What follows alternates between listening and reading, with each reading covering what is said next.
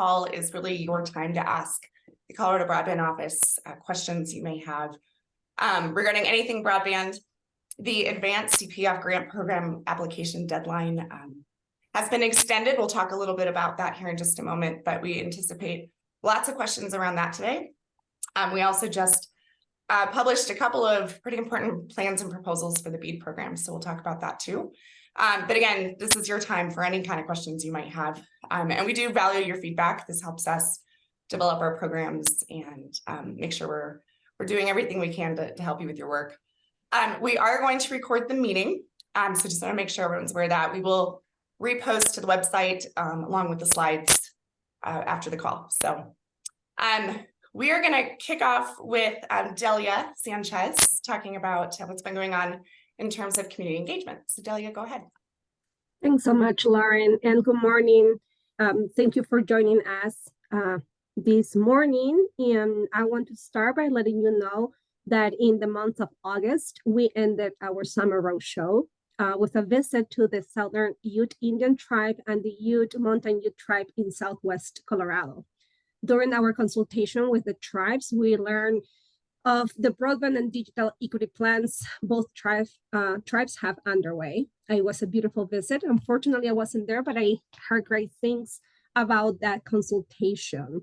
And on behalf of the CBO, the staff, I would like to thank everyone that hosted us during this summer. Our staff was able to visit and meet with representatives from all regions here in Colorado. We appreciate every question that was asked to us and the feedback provided. And as you know, if you have any questions, if you would like to reach out to us, you can go always to our website, or at the end of this presentation, you will be able to see the names of our representatives. Next slide, please. So Digital Inclusion Week is coming pretty soon. It's going to be on October 2nd through the 6th. And I am very, very excited to let you know that during the week of Inclusion Week, the CBO office, the Office of the Future Work, Office of eHealth, Innovation, and the Office of Lieutenant Governor Primavera will be running social media campaigns and share a digital inclusion video promoting awareness. And what we ask from you is to support us by promoting digital equity in your community, either by promoting ACP on your social media, post also the importance of digital inclusion using the hashtags Digital Equity Now and DIW 2023, or promote any events that your organization is working on. If you have any questions, please feel free to contact me. Lauren, back to you. Thank you, Delia. All right, we're going to move over to talking a little bit about BEAD and what's been going on with the Broadband Equity Access and Deployment Program. There's quite a few steps that our office is taking to prepare to deploy this funding through the grant program next year. So I wanted to talk pretty high level about all of the next steps and what we've done so far. So the 5-year action plan, we have published this on August 14th, and it really just establishes the CBO's vision and goals and priorities for BEAD funding. It also outlines the current state of broadband in Colorado, and it includes existing partnerships, existing programs, and inventory of assets. It also discusses obstacles and barriers to deployment that we face here in our state. So we specifically name things like workforce, potential supply chain issues, topography, the rural characteristic of our state, affordability, and digital divide or digital skills. So as some of the barriers that Colorado faces to deploying BEAD funding. And then it has a high-level outline of our implementation plans. So anyone can go read the 5-year action plan that is posted on our website under the BEAD page. We also, on September 7th, posted our initial proposal, Volume 1, which we'll talk a little bit more in detail about that one here in just a moment. But really, some similar things to the 5-year action plan, but it does, in addition, define our BEAD-eligible community anchor institutions, and then provides an overview of the BEAD challenge process, which Megan Gernert is going to talk about here in a moment. So coming next is our initial proposal, volume 2. This is going to address infrastructure, affordability, equity and adoption issues, economic growth and job creation. This also will detail our plan for conducting local coordination and workforce and then distributing of the actual grants. So volume 1 and volume 2 kind of work together to put together all of the state's plan for BEAD. And then, like I said, challenge process, Megan will talk about here in a moment. So I'm actually going to jump over to the next slide. The 5-year action plan was published August 14th. Initial proposal volume 1 published September 7th. It is open for public comment until October 9th. Again, on the website, which is down here at the bottom of the screen, but we will send out information after the call. You can go read through our initial proposal and then provide comment on it. And then I actually talked about a lot of these things, so I'm going to hand it to Megan now to talk a little bit more about how it identifies unserved, underserved locations, and then she's also going to talk about the challenge process. So Megan, go ahead. Great, thanks, Lauren. So yeah, I'll talk a little bit more in detail about the unserved and underserved locations and the challenge process. So basically, in volume 1, we're required to identify all of the unserved and underserved locations from the FCC broadband map. And that comes out to about 236,000 locations. And this is before we do anything like look at other funding commitments or get feedback from you all during our challenge process. So that's our starting point. Outlined in the initial proposal is the process we will follow to edit that data. So we'll look at funding commitments, we'll look at you know, some data that we have showing that some areas that are reported to be served may not actually be served. So we'll go through that exercise before we launch the challenge process, which that challenge process, and I apologize that it's called a challenge process, but that's what BEAD calls it. So we're kind of stuck with that term once again. This is completely separate from the FCC challenge process. So this is a process that we, the state of Colorado, will run starting in January. The only people or the only entities that are allowed to participate in that process are ISPs, nonprofits, and local and tribal governments. So it's really important that you all are up to speed on this process because you'll play a vital role in submitting those challenges. So yeah, I just want to encourage you all to take a look at the initial proposal. Right now you have that opportunity to submit public comment. And then if you get familiar with it now, you can be prepared to submit those challenges when the time comes around. And we'll have a lot of communications leading up to the challenge process, but being prepared early is always a good idea. Yeah, and I think that's all I have on that. And I think I'm handing it off to Brandy. Great, thank you, Megan. So just a few updates on our CPF program, and I want to talk a little bit about the extension and kind of the approach we're taking and the rationale for the approach. So many of you probably know, if you've started an application or you're going to start an application, hopefully you've already started it because it's a pretty robust application, but we had some errors in our workbook. And so I just want to apologize to our stakeholders for that. And, you know, obviously we could have been a little bit more proactive and tested the workbook before we sent it out. There's a few other things that we could have done, but we decided that because of the errors, we we had to tweak, well, there's two things that you can do.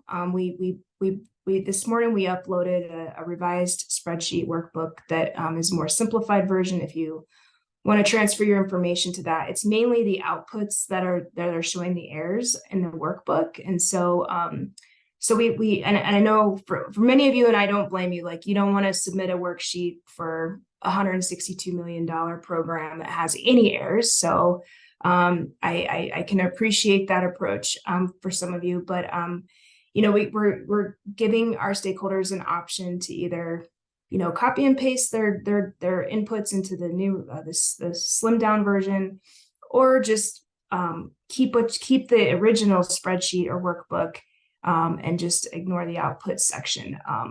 So, and just so you guys know, and we probably could have communicated this a little bit better, but like, you know, we really need to have the outputs. Those have to be the most accurate, or sorry, the inputs, they have to be really accurate. The outputs are basically, you know, for you all, if you need to do some additional modeling to help you with your application, but, you know, the focus is going to be on the inputs. So, but we wanted to offer that slimmed down version for those that want to use it.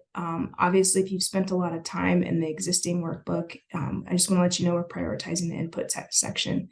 Our consultant, Tilson, who developed the workbook, is on the call. So they're available to answer any questions for you during this time. But we also do our FAQs and everything still. So to accommodate the extra work that it might take some of you to do to transfer it over to the new workbook or the revised workbook, we decided to extend the deadline just one more week. So the application will be due September 29th at midnight, of course.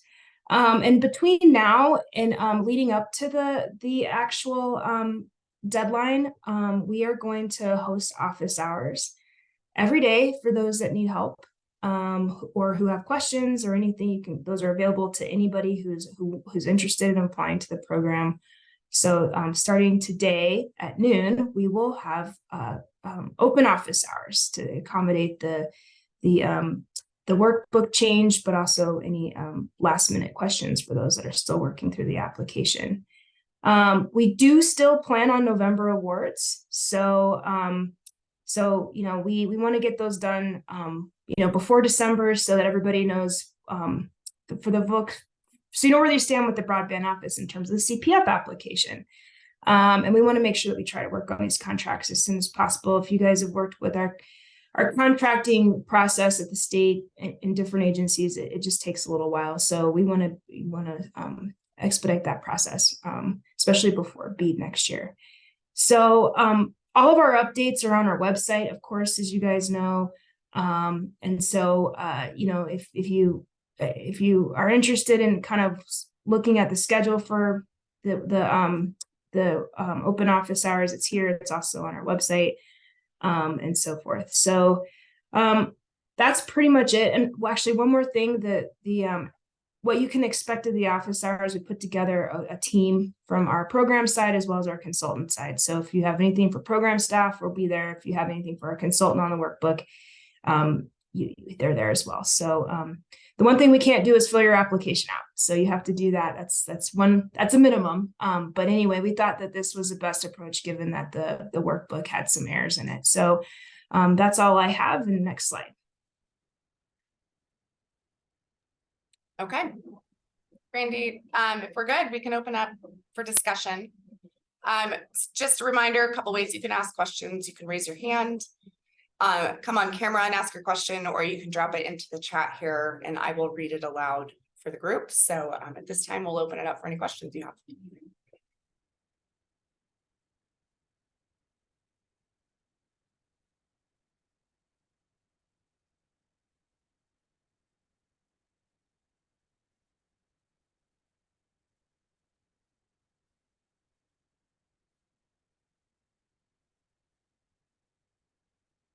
Maybe we were very efficient in our updates.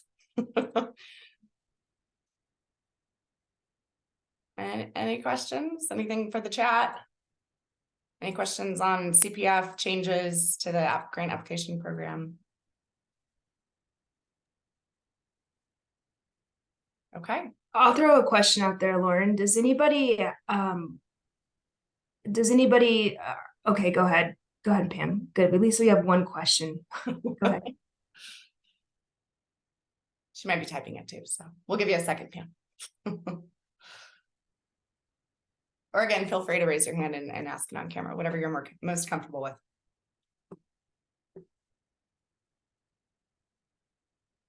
Oh, okay. She doesn't have a question. So Brandy, go ahead with your question you wanted to throw out to the group.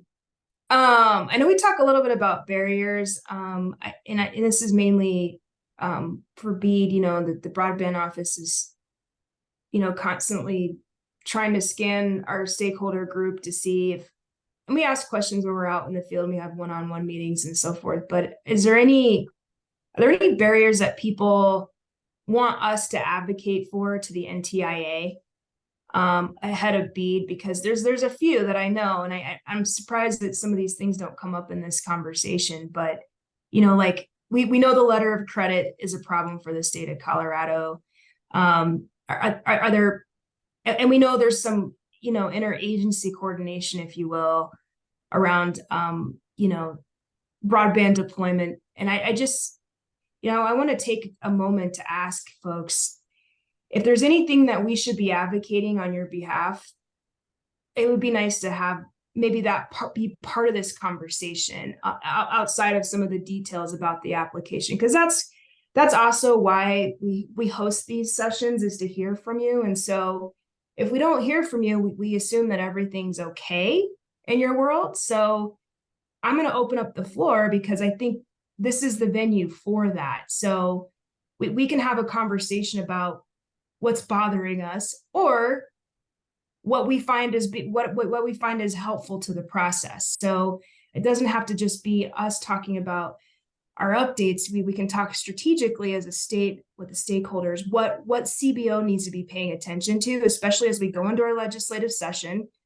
ahead of BEAD, because we're being asked all the time by our delegation and our partners, what do we need to be advocating for on behalf of the state of Colorado? And I would love to have conversations about that in these forums, because I think we're at a point where the rubber meets the road. And if we don't know, then we can't advocate on your behalf. So I'll stop right there and take any questions. There's a couple of questions. So Lauren, you can facilitate the questions if you want. Yeah, absolutely. See, Shaq Powers, I think you had your hand up first. Go ahead. Thank you. Good morning. And Brandy, thank you for always advocating for us. I appreciate that. And I know that you do your due diligence when you're communicating with the NTIA. When we applied for our middle mile grant that we were ultimately not successful in getting, we had a debrief afterwards, and some of the feedback we were given was that although we had a good amount of in-kind match, we didn't have as much cash match. And they had said that the more cash match above and beyond the 30% would have equaled higher scoring. And my concern with structuring it that way, and I understand the need for an entity to have skin in the game and to put something in, but it's almost like when you prioritize those with the most match, you're giving the help to the people who actually need it the least.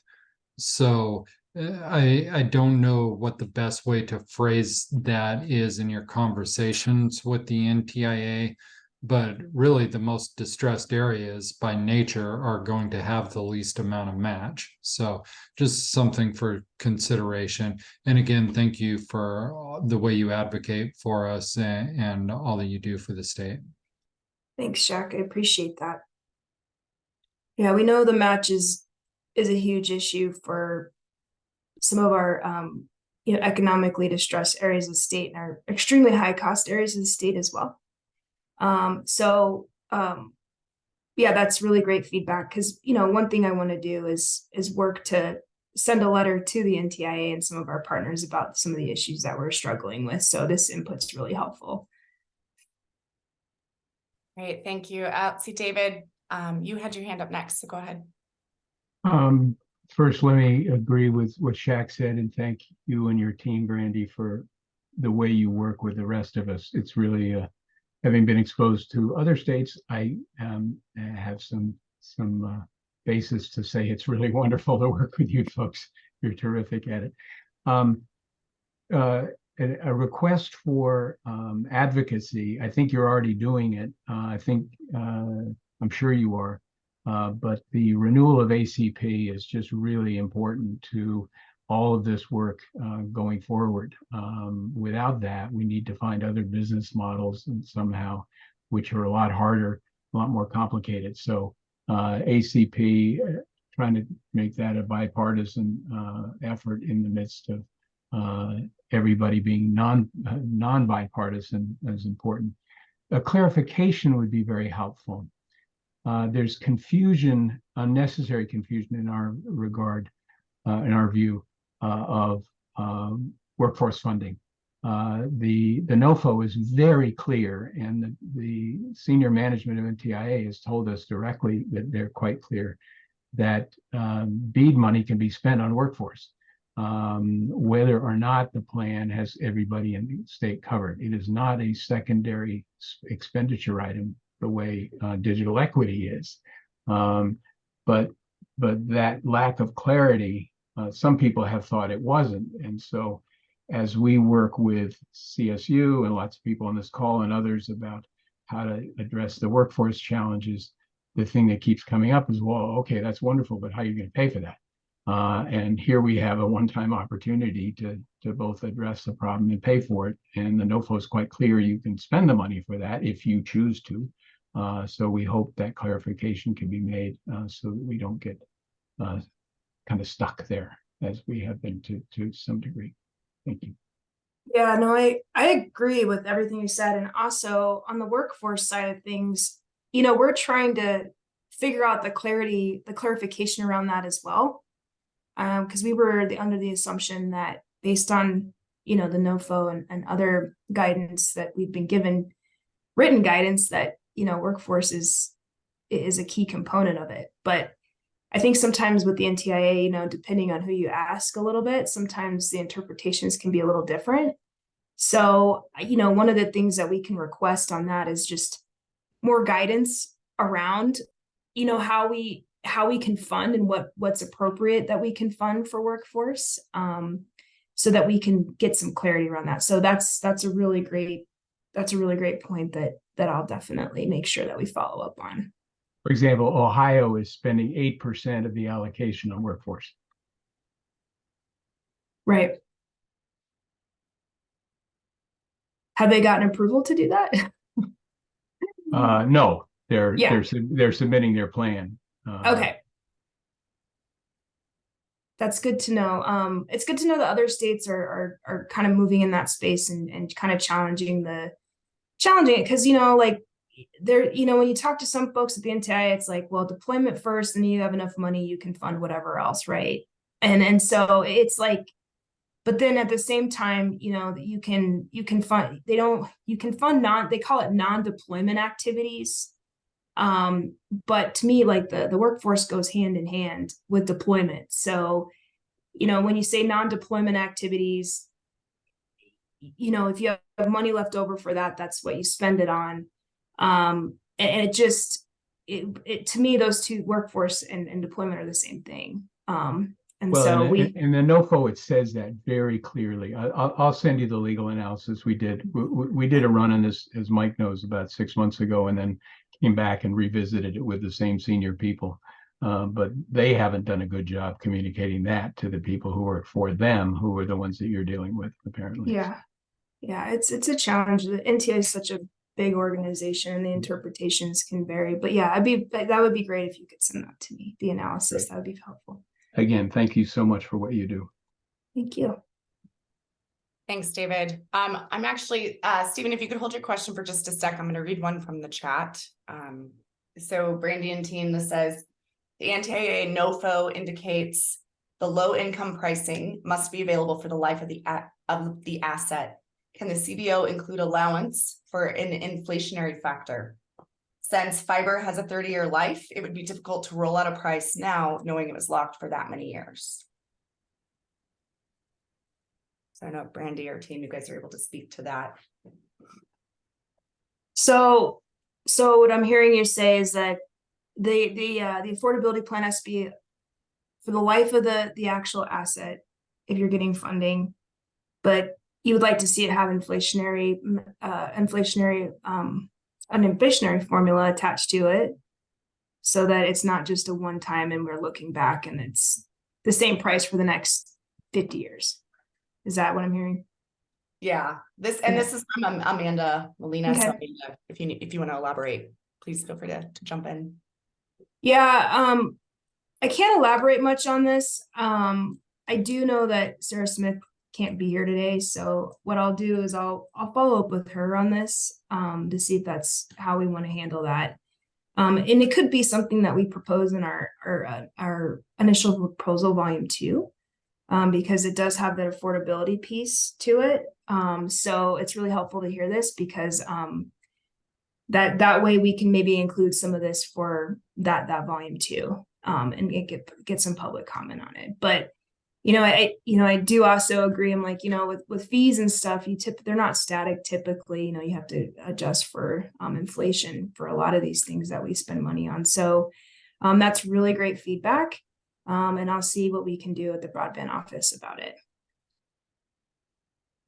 Okay, thanks, Brandy. All right, Stephen, you have your hand up, so go ahead, ask your question.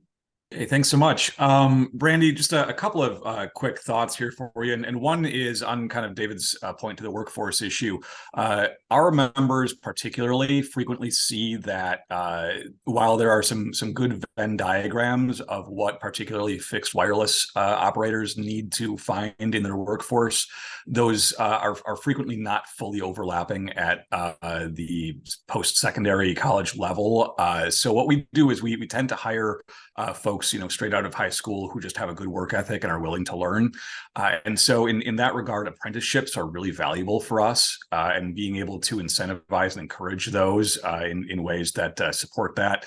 You might want to look at a Wisconsin model that actually gives high school students in their senior year of high school, as long as they're otherwise on track to graduate, it gives them high school credit to join an apprenticeship program, as long as there's some kind of classroom component to that apprenticeship. I'd be happy to send you the language on that if you need a statutory citation. But anything that you can do to incentivize and expand those apprenticeship opportunities would be very helpful for our industry. And then just kind of thinking about ways that Colorado can continue to kind of be as careful about its spending as possible, so that you can maintain as much of that BEAD funding for things that are equally important, such as that equity piece of BEAD, which is kind of the non-discretionary secondary spending. WISPA has been looking at some thoughts about how to approach your extremely high cost per location threshold, and thinking about showing locations that are in those extremely high cost per location threshold areas, which are already served at 100 by 20 over unlicensed spectrum, as being served. If you're going to be in those extremely high cost per location threshold areas anyway, which are eligible for unlicensed spectrum, if locations are already receiving that service over unlicensed spectrum, it may make sense for you to take those locations out of your overall mapping needs, so that you're not doubling up on those locations, and that you're just kind of dropping those out as far as fundable locations. More than happy to chat about that offline as well. But we really appreciate all the work that you and your office are doing, and really appreciate the insights that you've shared today. Yeah, no, thank you. Yeah, so that's definitely would love to see a link on the Wisconsin model, where our team is really, really supportive and prioritize the workforce, the plan. And we want to make sure that if there's any good ideas out there, not to reinvent the wheel. I love the idea of hiring high school students to train them up and get them college credit if they want to pursue something more. So that's really great.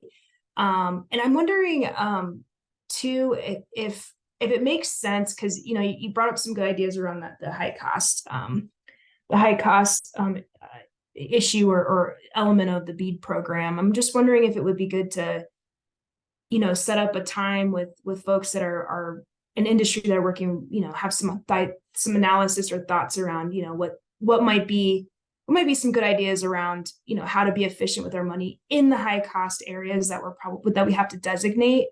Maybe just getting a little extra feedback on that before we before we maybe, solidify our plan. Now, a lot of that, the details won't necessarily be in volume 2, just because, it's our plan for how we're going to approach it. But there's a lot of detail that still has to be figured out between now and when we open up the application. So I would definitely entertain, if you're open to it, and maybe some of those on the call, like just doing kind of a mind meld or a brain dump on what you're seeing as far as high costs and any ideas that you have. We'd be more than happy to jump on any calls, Brandy. We've been undertaking this effort in a couple of states now. Ohio has to set an extremely high cost per location threshold at the state level based on some state laws that just changed.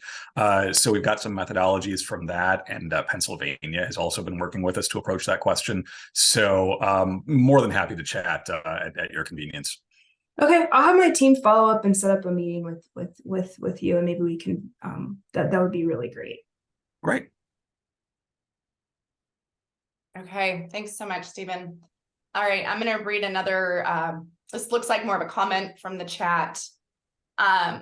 So this comment is around helping ISPs advocate or helping them meet communities. So advocating to communities regarding the requirements of community letters. Communities know they must be involved. Excuse me.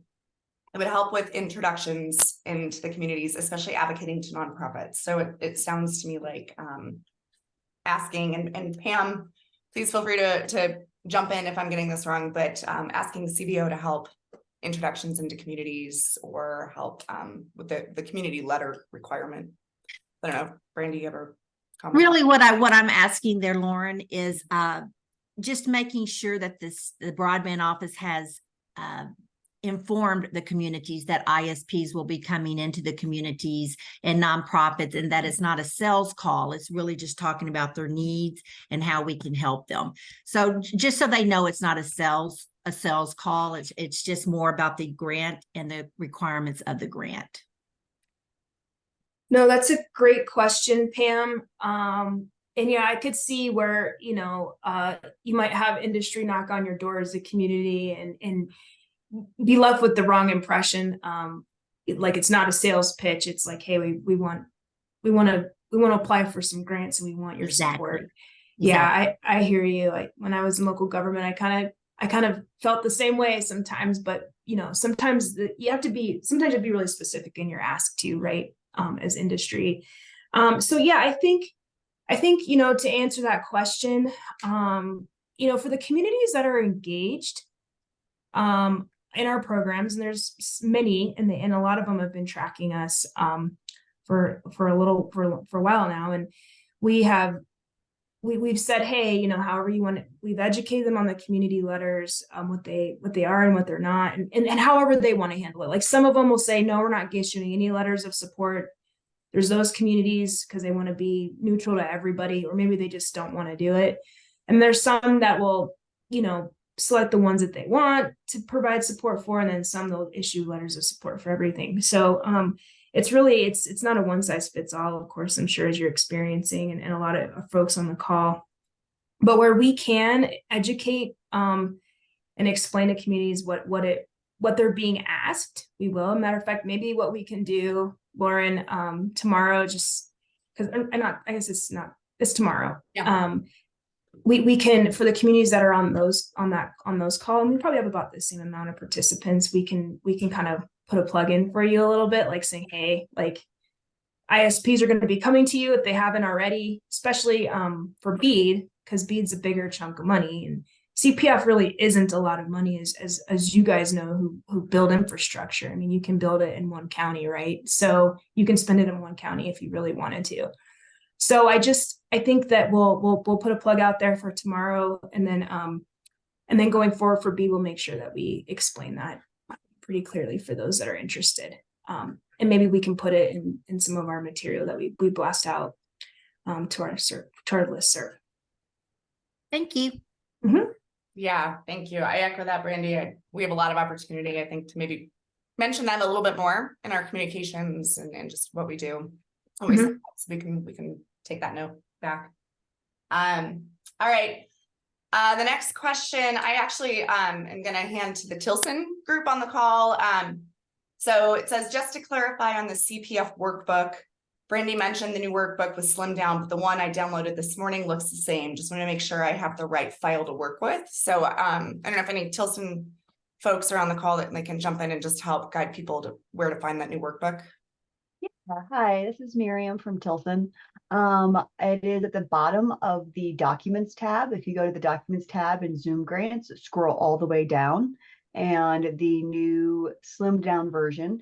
And the slimmed down version is one that does not have the Outputs tab. So everything's been corrected, and then you don't have to worry about all the calculations. We'll do that on the back end. And that's at the very, very bottom of that document tabs.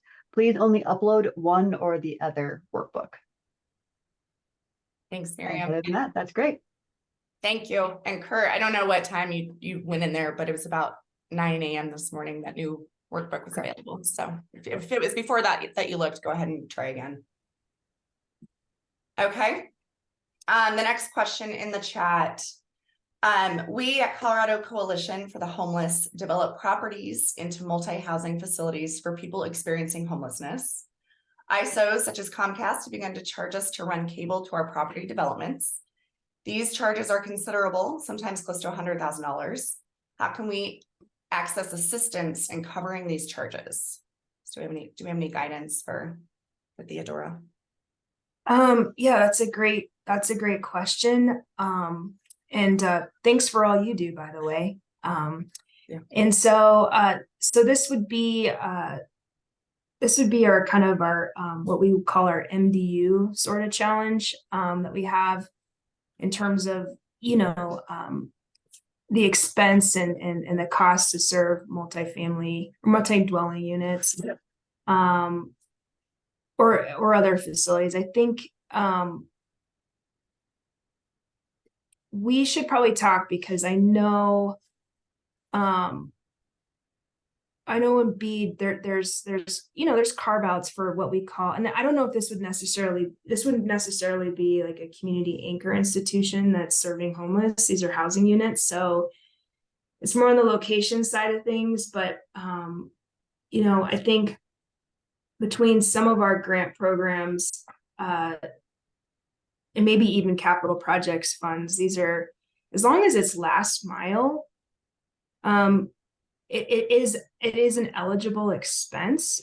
But this one is a little bit more complicated because it would require a partnership, a public-private partnership between Colorado Coalition for the Homeless is with Comcast. You have to come in jointly with an application, or you could certainly come in with an application as well.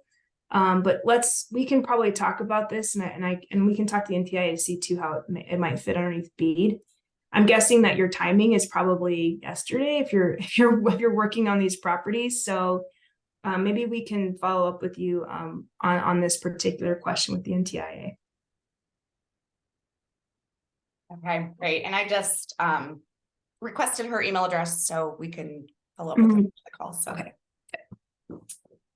okay, thanks, Theodora. I actually don't see any other questions for the group in the chat, more just conversation back and forth, which is great. So we still have about 20-ish minutes. So any other questions, comments that you guys want to bring up? Or Brandy, any more questions from you from the for the group? No, I just, I don't, as always, I just, I want to take this time as an opportunity to hear from you, to see if we can help support, how we can help support you, either, at a very basic level in terms of projects like the question that we just received, or even just on a policy level. And really, I know a lot of you work in different states too. So if you have any ideas about what works well, or mainly just what works well, just let us know. We're here for you. And again, and I, apologies and appreciate your patience on that workbook. And so we're looking forward to the applications for CPF. I think it's really gonna give us a lot of insight into, the need and the demand out there. And, again, just want to really emphasize CPF is not a lot of money in the infrastructure world. So we're going to be working with applicants, and reviewing the applications that, really stand out and give us as many locations served as possible, and within the parameters of CPF. So, and so I just want to say that, and I just appreciate the time and effort that you guys are putting in to help the state deploy broadband and improve our digital equity programs and make them better. So, I agree with what everybody has said today, and we're tracking on. We're all on the same page. So, if you do have any questions in between now and when we have our next call, certainly send our team an email and we'll get back to you. So, but anyway, that's all I have. And if that's it for the order, then I guess we'll cut you loose a few minutes earlier. And yeah, here's our program teams as well. Yeah, so as Brandy said, feel free to reach out to any of us. Programs team specifically supports the grant program, and they are divided into regions. So you have direct contact. Some of you have probably been working with them already for a very long time. But just wanted to make sure you saw that. And then a couple other ways to get a hold of us or follow our updates out of our office. Our next roundtable is tentatively Tuesday, November 21st. That is the week of Thanksgiving. So we may change that. So just a heads up there, but it will be in November. You can always follow our website. There's our email again. Feel free to reach out. We have a newsletter. We're on Twitter. And then we also have a CBO on the news on our website. So there seems to be constant articles coming out on what's going on in regards to broadband in Colorado. So it's a great way just to kind of follow news from our office too. So like Brandy said, if there aren't any other questions, we can let everybody go a couple minutes early, but we really do appreciate the conversation and everything that you guys bring up on these calls. It helps us tremendously. So if there isn't anything else, have a great day.